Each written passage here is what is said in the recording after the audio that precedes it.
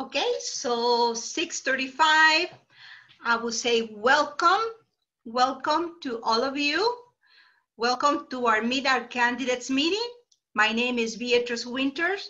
I am a first-generation immigrant, a proud U.S. citizen, and the Outreach and Inclusion Officer for our Senate District 56.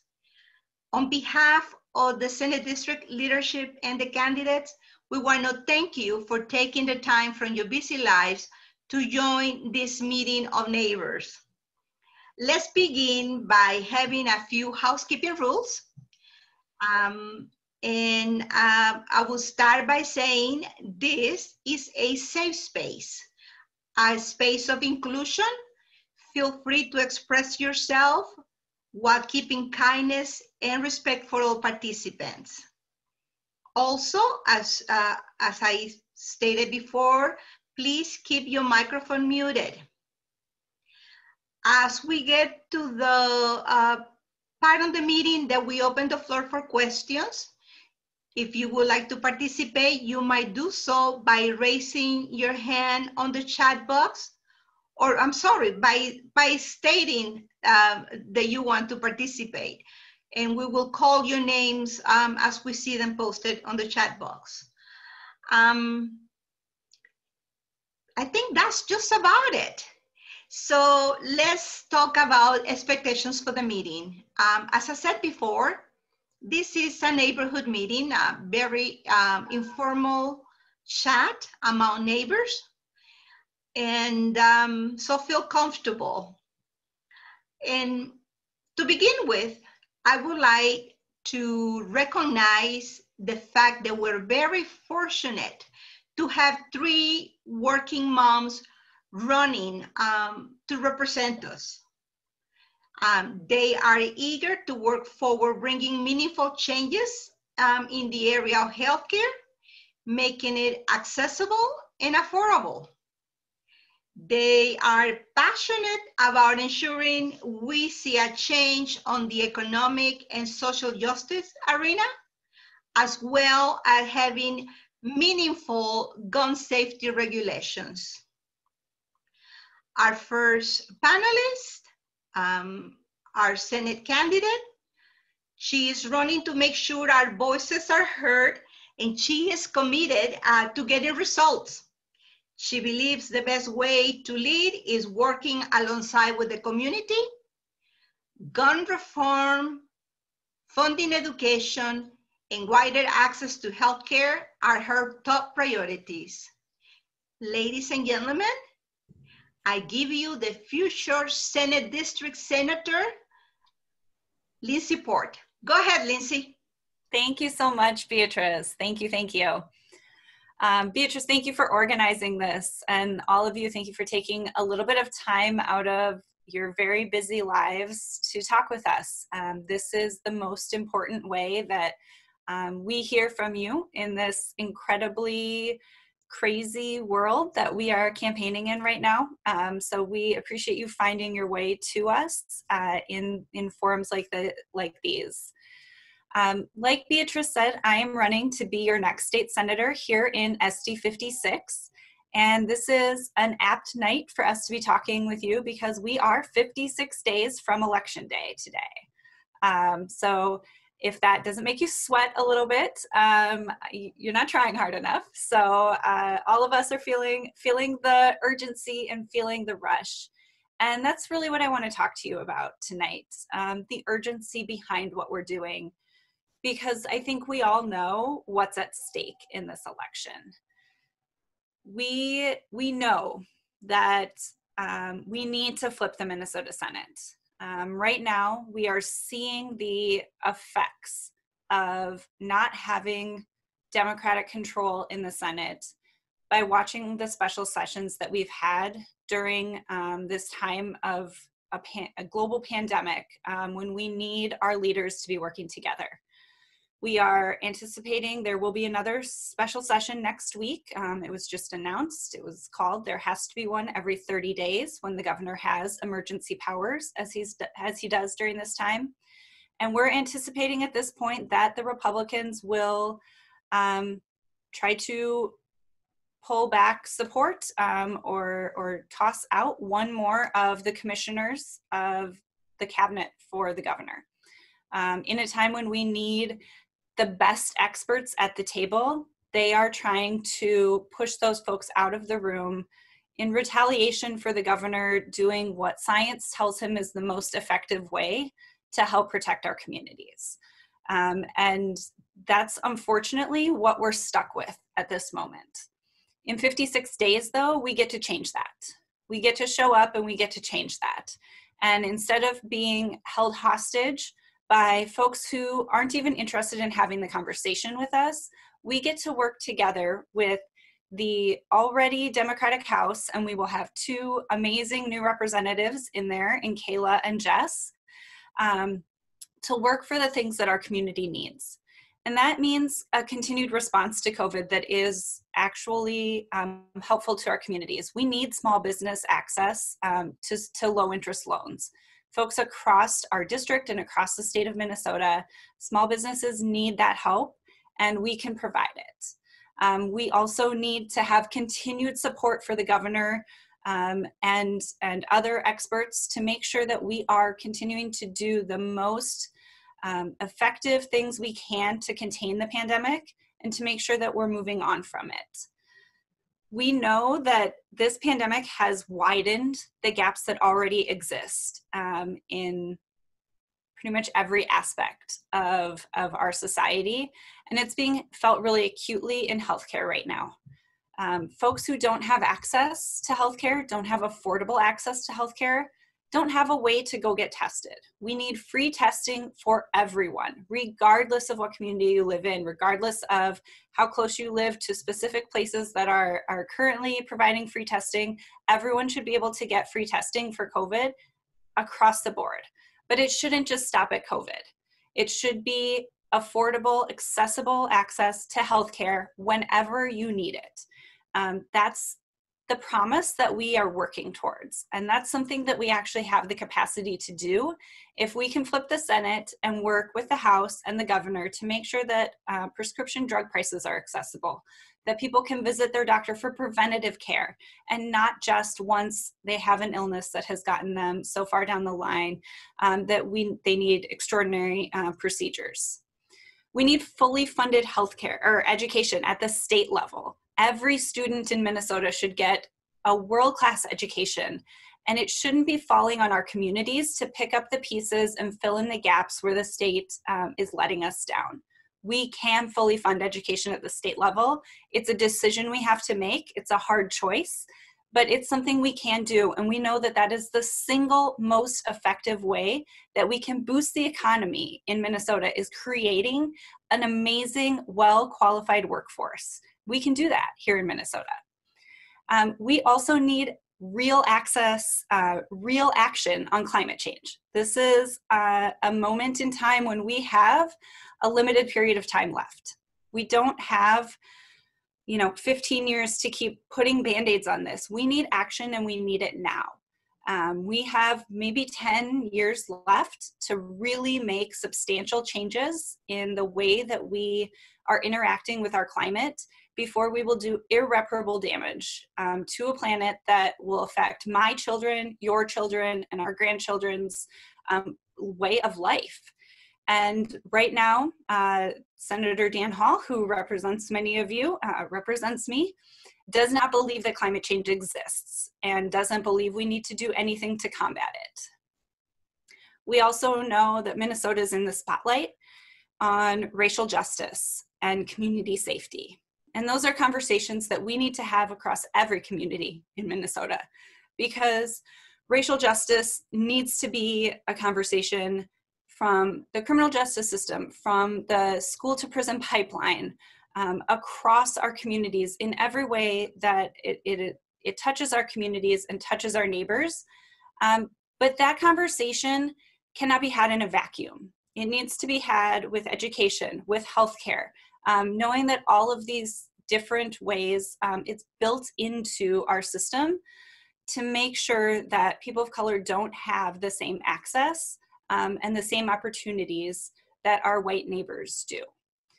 And community safety is certainly an issue that ties into that, but we know what a more just community safety looks like because we often have it in the suburbs. We have police officers who live in our communities, who raise their children in our communities, who are friends and neighbors with people in our communities. We know what it looks like when we can have access to drug treatment instead of criminalization.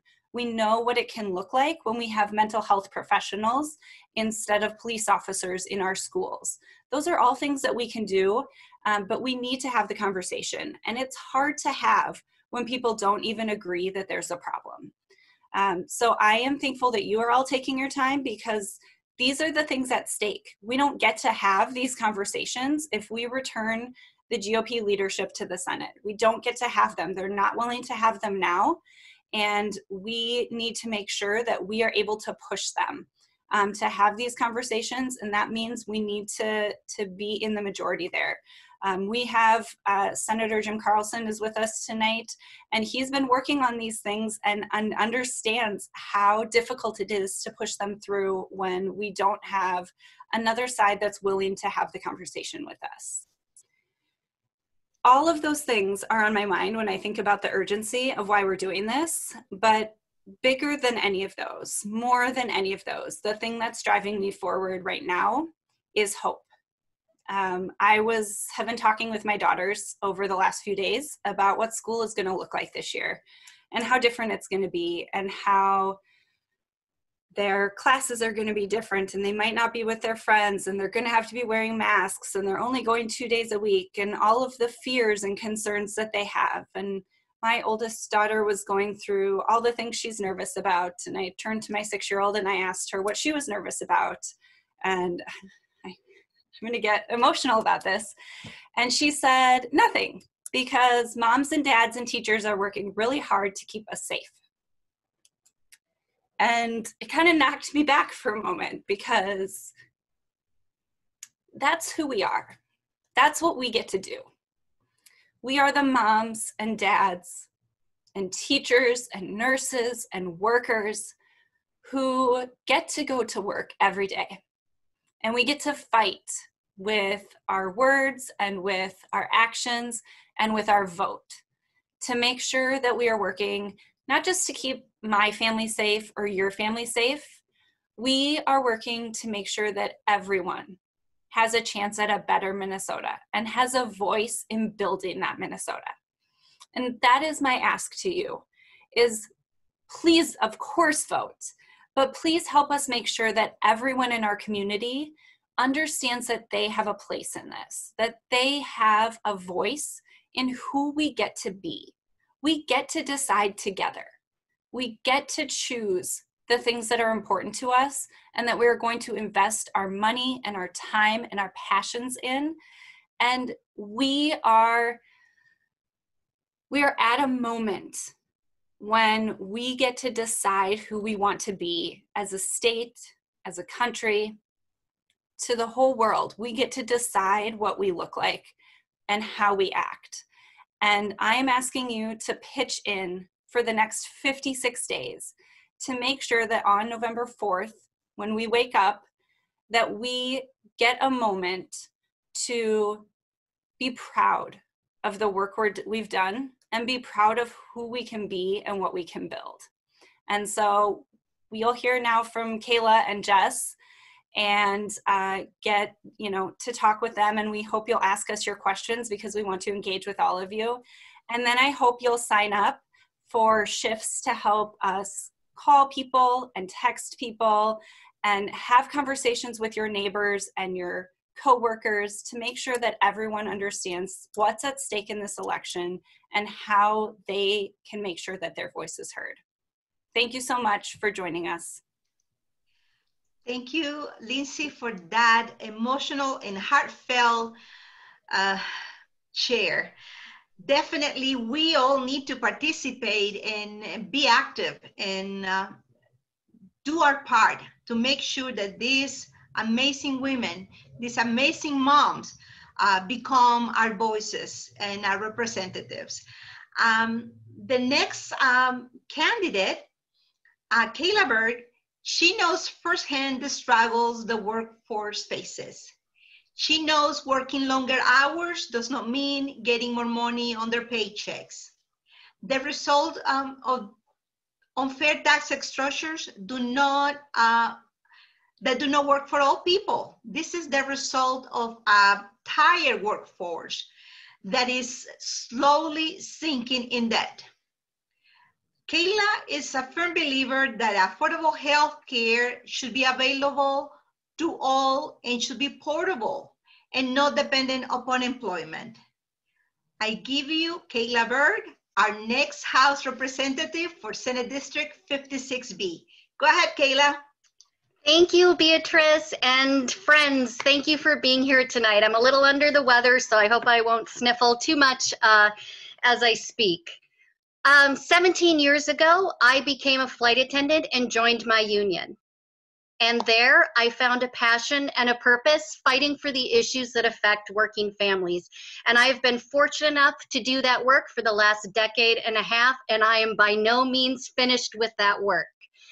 I have had some amazing opportunities to learn about what affects working families. I have been the director of a nonprofit called the Minnesota Fair Trade Coalition, working on trade agreements and economics. And through that, I've been able to travel to Colombia, Cuba, Honduras to see how U.S. trade and military policy affects working families, women, and the environment in those countries. And because of that opportunity, I know some of the issues that immigrants are facing when they try to come to this country, what it must feel like for parents to send their children somewhere where they know they're going to end up probably in a detention center, probably separated from their siblings and other family members. And imagine that being better than what they're coming from. I have also been able to do a lot of work around climate change and clean energy. I worked with, I see Vicki, we did some work around community solar with MNIPL and some other amazing organizations.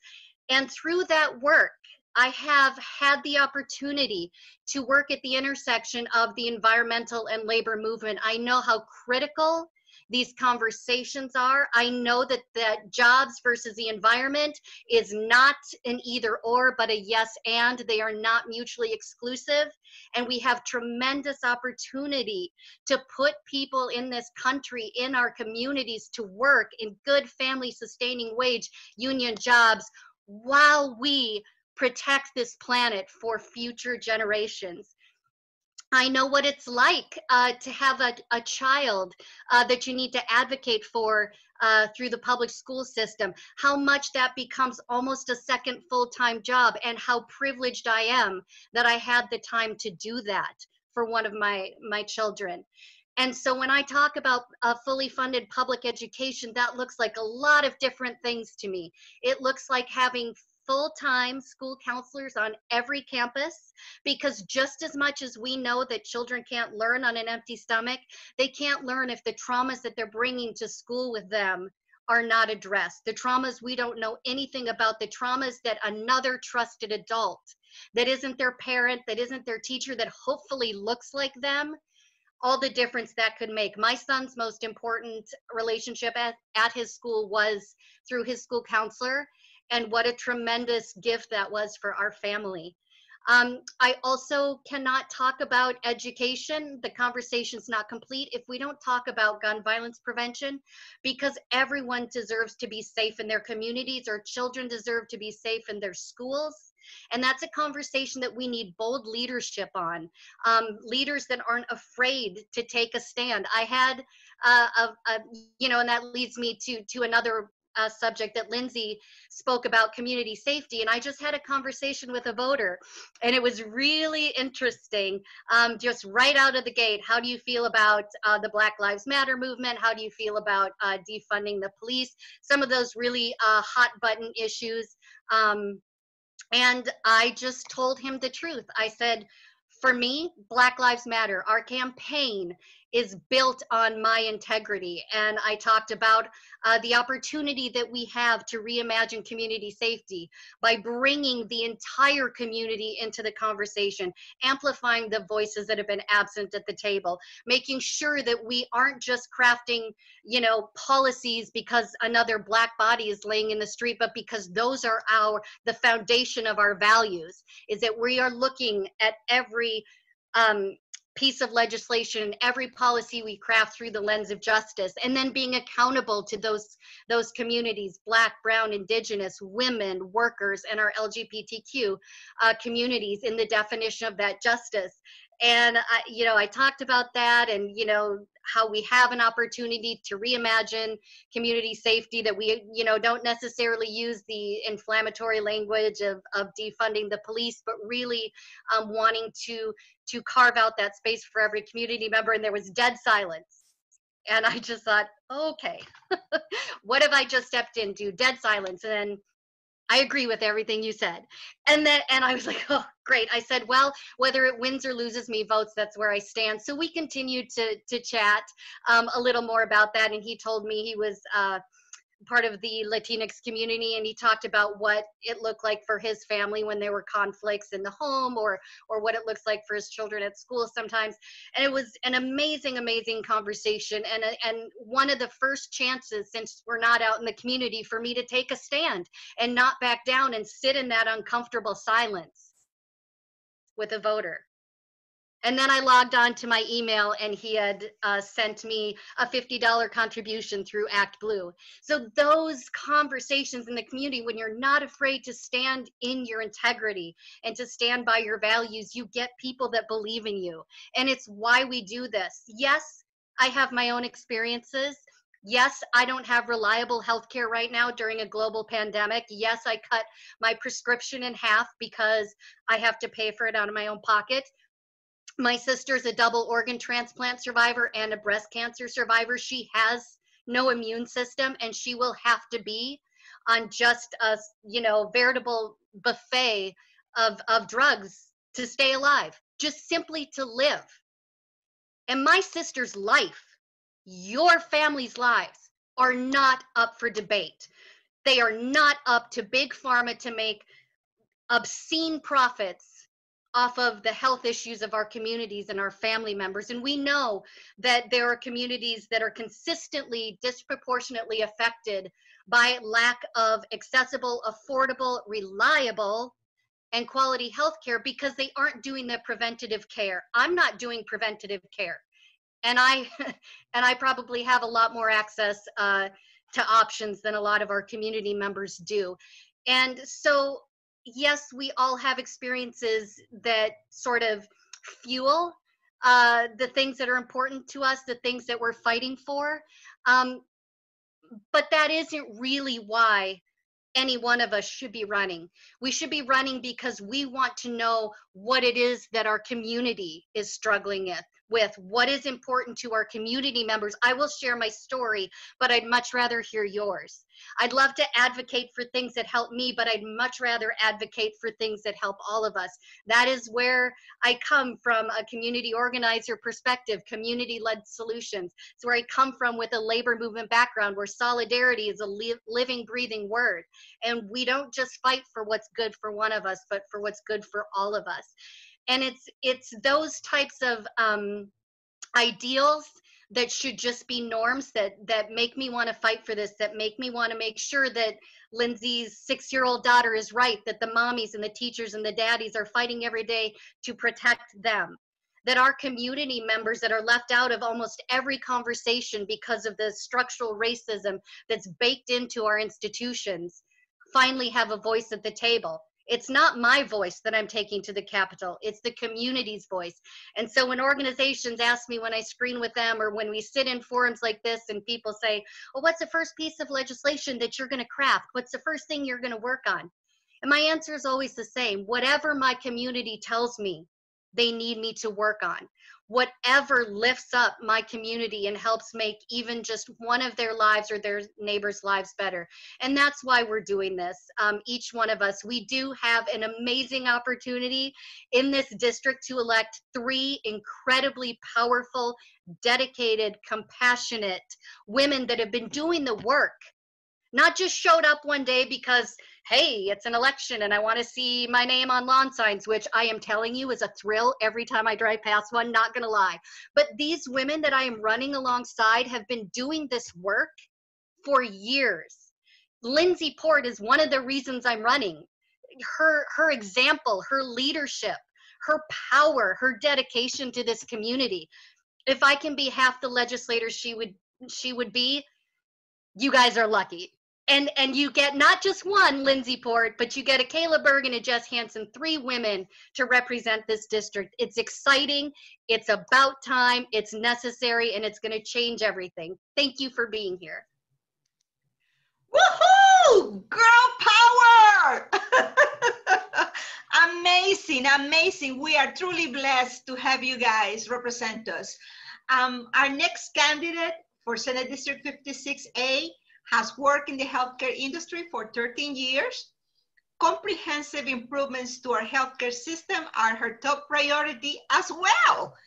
She believes that allowing families and individuals of all incomes to buy into the Minnesota Care will increase market competitiveness, and it will establish portable healthcare insurance options. Yes, Hanson, you have our full attention. Thank you, everybody. I'm so glad that everybody could take some time to be here tonight. You'll hear me say this a lot, but I won't anywhere tonight, but you chose to be here, and that is so important to us. Without your help, we can't do this work. I know that everybody has a busy life. Everybody is facing the impacts of COVID in different ways. Some of us are working at home. Some of us are putting your lives on the line out in the community. And regardless of where you're working or what you're doing, or if you've been furloughed or laid off, we're going to fight for you, because this is all about making sure that we are representing everybody in our district and all of the different challenges that we're facing. I'm going to tell you a little bit about my background, because I think it's important to know that I am not a born and bred politician. I grew up in a trailer park in Lakeville. We lived less than paycheck to paycheck my entire life. I got maybe 1 or 2 pairs of shoes each year, and they had to last. My parents struggled when their credit cards got denied at the grocery store, and we had to leave carts full of groceries behind and wonder what we were going to eat that week. I'm running for office because these experiences as a kid connected me to the struggles that people who work so damn hard shouldn't have to face. I want to fight for living wages just because I know what that kid who's watching their mom cry at the grocery store or cry when she's trying to stretch the food, I know what that feels like. I know what it feels like for school to be the only reliable meal I would get a day.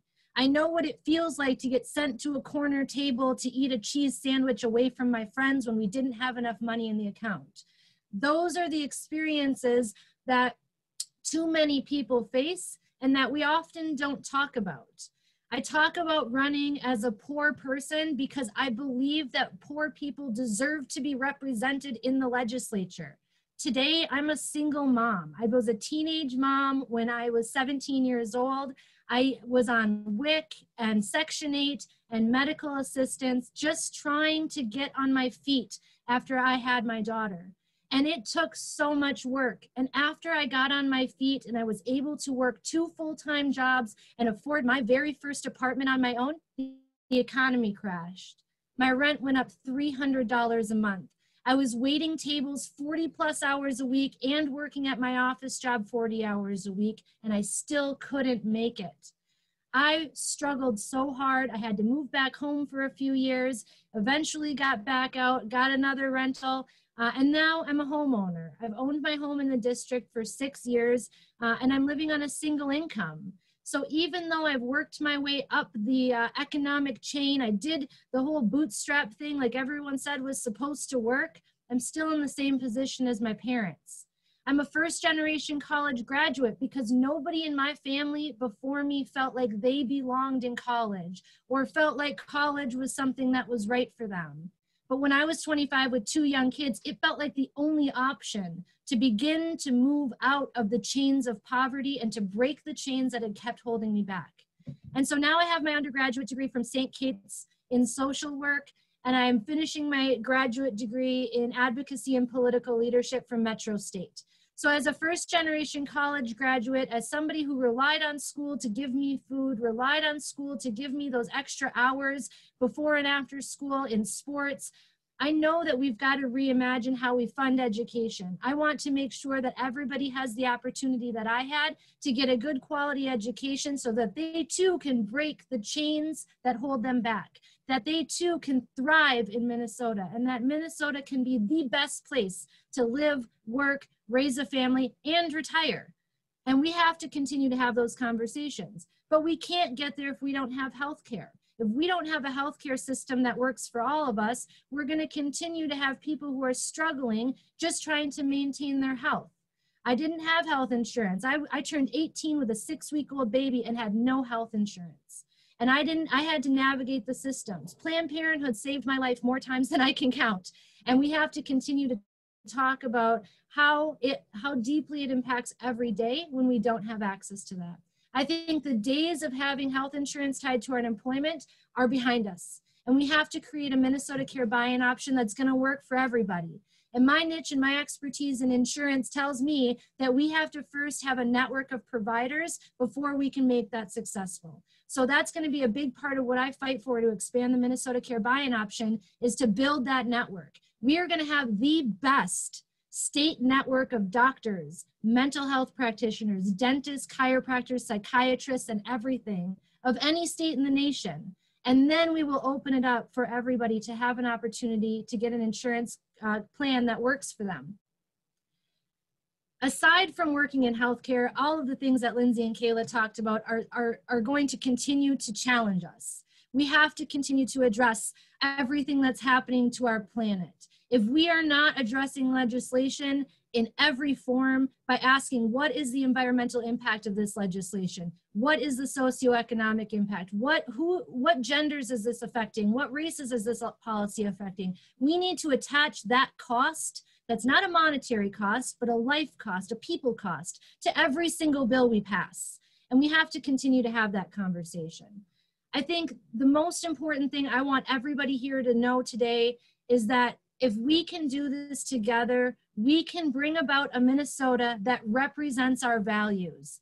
I believe so strongly that we are the next generation of leaders, and we will lead this state for the next 50 to 70 years. And so I invite all of you to join now. Get on board early, invest in our campaigns, get involved in this work, because we are going to build a political dynasty that will make sure that our democratic values are Minnesota values. And we're not going to stop until we get that. I'm going to fight fiercely alongside Kaela and Lindsey, and we are unstoppable. Unstoppable. And there's nothing that will stop us from fighting for you and for making sure that our values are heard, from the kitchen table where we talk to you about them all the way to the committee table and to the floors of each body. And again, this work is only going to be successful because we work together. There are more of us than them. And I want everybody to leave here knowing that. It is such a hard election cycle this year because they are going to attack us on everything, and we're still going to win. And we have the resiliency, we have what it takes to make sure that we have broad representation, fierce women fighting for you, and we don't back down. So thank you all for joining us tonight. Thank you for standing in solidarity with us, and I look forward to fighting like hell with all of you. Woo-hoo! I feel like I'm at church. I want to say hallelujah and amen. Oh my goodness, these are the amazing women. It's up to us to make sure that they get elected and they do the job that they are ready to do. Young, strong, independent women. Oh my God. I am ready to go out the door and start doing door knock. Oh my God. Guys, I am fully excited. I hope that you are feeling the same excitement. We're going to open the floor for questions. Go ahead and put your questions on the chat box. And we will unmute you so you can go ahead and address our candidates. Remind you, this is a safe space of inclusiveness and respect. Go ahead, audience, ask your questions.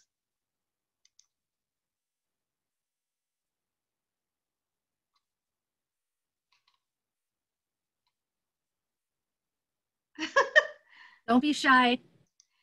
We love this. Hit us with this. I'll ask my question. I posted it in the Slack, but hi, I'm Becca and Savage. And I know I've talked to Lindsey about this, but I'm curious to hear from the rest as well. I have a disabled son who's autistic, and I serve on the Aspen Academy Special Education Advisory Council. And it's been very apparent that we cannot count on the federal government to pay their fair share of special education funding. So I'm curious from the candidates what you will do on our behalf to help take care of our kids that are always, it seems, coming last when it comes to the topic of conversation about education. And my goal is to try to figure out a way to get these kids as part of the beginning of every conversation, because we know that when schools are set up for kids with disabilities, everybody succeeds. So there's my little soapbox moment. I'll jump in really quick, Becca. I know we've talked about this before. Thanks for asking the question again. It's so important. Really, special education in this country is an unfunded mandate. The federal government is supposed to pay for a large percentage of it, and they don't.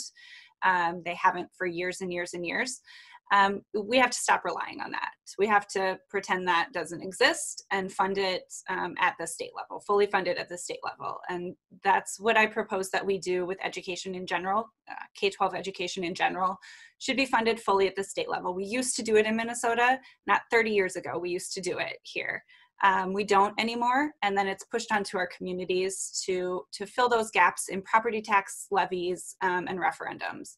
And it's not fair as a whole, because it pushes it on wealthier communities can have more better schools, more classes, more special activities, things like that. But where it really hurts is with special education, with English as a second language classes, things like that, things that are absolutely necessary for some students. They are not, electives that you can choose to, okay, well, if I can't get like my special ed classes, then I'll just go into regular classes. That doesn't work. So it has to be just included in the base absolute level of education that we provide. And I know that Kaela and Jess and I talk about this all the time, and they can jump into, but we all really believe that like education is the silver bullet. It's the thing that we should be investing in more than anything else, because if we have educated young people invested in staying in Minnesota, building our companies here, innovating here, creating the next new ideas, the green economy we're going to need. We need absolutely educated, creative students in our country, in our district, and in our state, and we can choose to invest in that. I'll shut up and let Kaela and Jess jump in too. Mine will just be very short. Like Lindsey mentioned, the three of us talk about this all the time. What is another really exciting piece of the three of us running together is our values are aligned. And so you get day one walking in the door, you get a team of us advocating for the issues that are important. We have a really neat thing built into all three of our campaigns where we've got a youth program, which we have several students from the Burnsville High School that have spent a lot of time telling us what it's like in the Burnsville school system, the things your own kids don't tell you are happening, what's important to them, what they've experienced. And that has been such a great resource for the three of us. given us a lot of information and a lot of inspiration from these young folks to continue to fight for them. And lastly, I'll just say one of my core team members is a special education teacher in Minneapolis, and she is constantly sharing with me the frustrations, but also the triumphs, what works, what doesn't work, what they need. And like Lindsey said, the funding from the federal government, it's like a unicorn. It's just not maybe all that real, and it's not something that we can rely on. So having dedicated funding at the state level for all of the things that we're talking about, but especially our special education programs is going to have to be a priority. Arwa, go ahead and ask your question. Hi, let me see if I can remember. I wrote it down for that reason. Sorry. My question was, how do you plan on advancing ranked choice voting? And 2, why do you personally support it?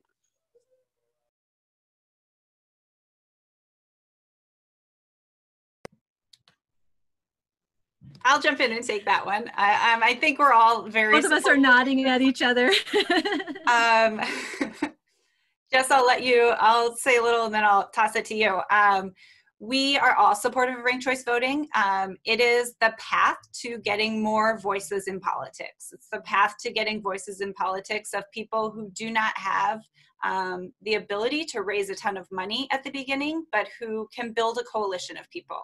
It's also the way to get better government, because if you have to build coalitions amongst different candidates and amongst different voters during the campaign, you already have built-in coalitions when you get to the state house and the state senate to get things passed. So it helps bring communities together and foster the idea of coalition building, which is really the only way we ever get anything passed anyway. Jess, do you want to?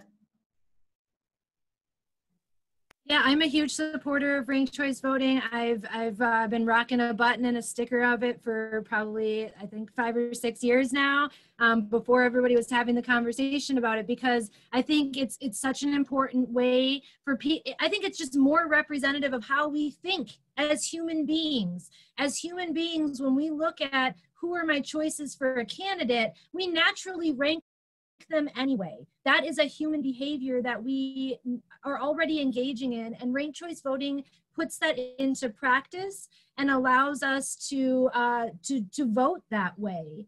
And we can show people, yes, this is my first choice, and then this is my second or third choice. And so from a voting perspective, I obviously agree with Lindsey that it opens up the doors for more candidates to run, but it also opens up the doors for our voices to be heard more clearly. And so that's why I support it.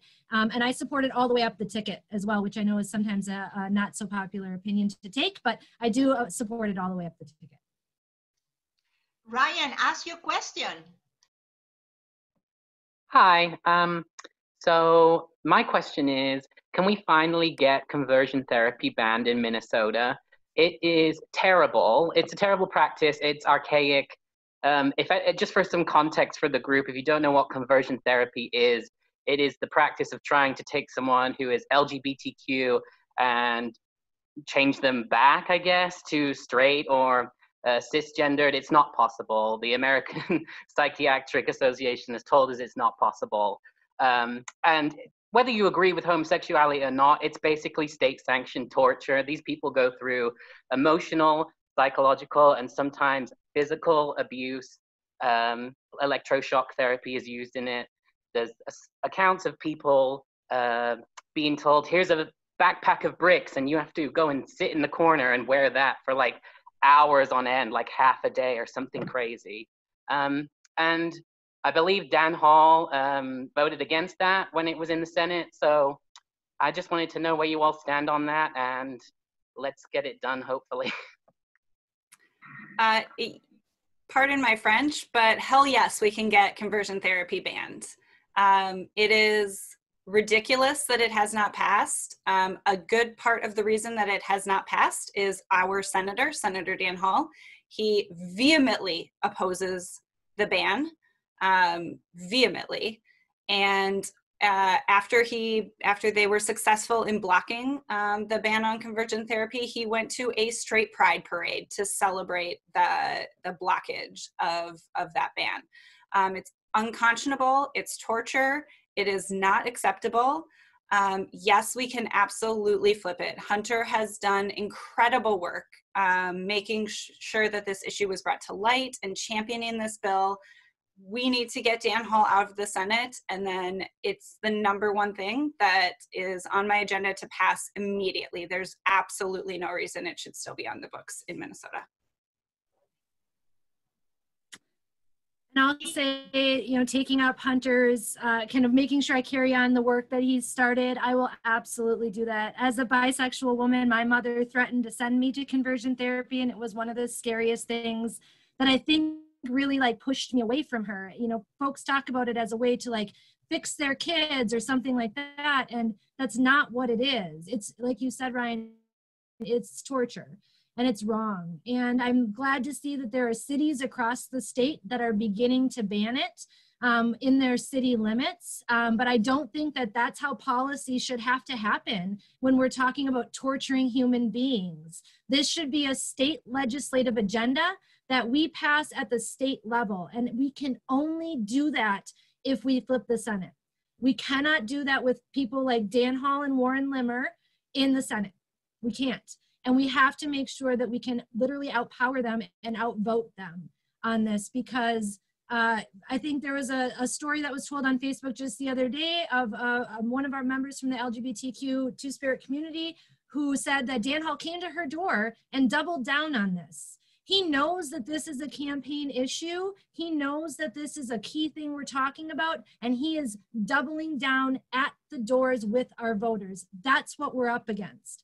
He is proud to stand in the way of banning conversion therapy. So we need everybody to make sure that we get Lindsey elected, because we can't get it through unless we flip the Senate. They won't move.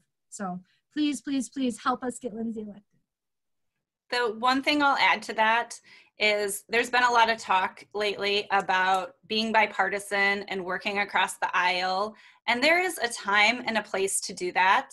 And human rights is not one of them. I don't care if they're willing to come to the table on this. It doesn't matter to me. We need more votes than they do, because it is torture and it is human rights, and it is our responsibility to fix it. We will take 2 more questions because we're almost running out of time. Vicky, go ahead. Thank you. Thank you, ladies. Go for it. So I listened to Governor Walz's State Fair interview last weekend, and he's really kind of seemed a little stressed out about the budget. And so we have a lot of work to do. I appreciate your whole systems approaches and community development with all the voices and thinking about every issue. That's a lot of work. We kind of like need to retool a whole bunch of things. And I'm just wondering how you're going to work with the governor to keep the budget balanced, but also to do all this enormous amount of work. Thanks. I'll jump in, I guess. I think for me, the answer is just simply boldly and unapologetically, just being able to draw that line in the sand, being able to pick the hill to die on. This election is literally about people that I care about, lives being on the line, whether the policy is about healthcare, or the issue is healthcare and access to it, whether the issue is the subject we just talked about with the conversion therapy, which isn't the only issue. Obviously, we all know that the LGBTQ community faces, with the structural racism and the boldness with which this administration has pushed the very worst parts of our human to express it, to be violent in the streets. So it doesn't matter the issue, it doesn't matter the policy, it matters that we have people that are being elected to office that have the courage and the integrity to not stand down when it comes to the most important issues of the people in our lives. I think the governor is reasonable. I think he can be pushed. I think he can recognize when there is strength coming at him and willing to stand by his side to get it done. But yeah, it's going to take getting Lindsey elected. It's going to take getting, Jess and I elected to keep the majority in the House. It doesn't matter whether I've got a blueprint to how this is going to work. It matters if I have the courage to stand behind the convictions that made me do this in the first place. And FYI, I do. Thank you, Lindsey. Mohammed, you have the last question. Then we have a final ask from Lindsey. Hello, guys. My name is Mohammed Igal, and I am trying to participate this year's election. Actually, I will be working with Lindsey and trying to, but I will be probably campaigning for all of you guys, and it's really a very touching stories. And I was writing down all your issues and issues that you care of, and it was really great, and it aligns with my feelings and my thinking of our state and our important issues. So that's really very good, and I'm really very glad to know each of you today. It was a great opportunity for me, and as you all said, we have very short time, and we have to elect the right people to represent us in our state. And I'm really very glad to see you guys. And I already, there are some issues that are really very important for the new immigrants, including adult education classes, immigration issues, and healthcare. So what are you all, trying to do about those issues? That's my question. Hey, Mohammed, thank you so much for that question. It's going to be an important question moving forward. Currently, obviously, we do not have a federal government that is supportive of new immigrants and programs that help connect new immigrants to the services that they need and make our communities more welcoming for that. So that's our job at the state level. Hopefully we'll get a new federal government that will be a little bit more responsive to those things, but it doesn't change what we need to do here. Healthcare should be available to every Minnesotan. That doesn't mean only if you have the right papers. It means if you need access to healthcare, you should have access to healthcare. And we need to expand the programs that help new immigrants who both have the papers that they need and also who do not. We have a lot of mixed immigration status families in our community, and they need to be able to freely seek healthcare when they need it. That's a very important part of, I think, who we are as people and what we need to make sure is codified into law to protect those families.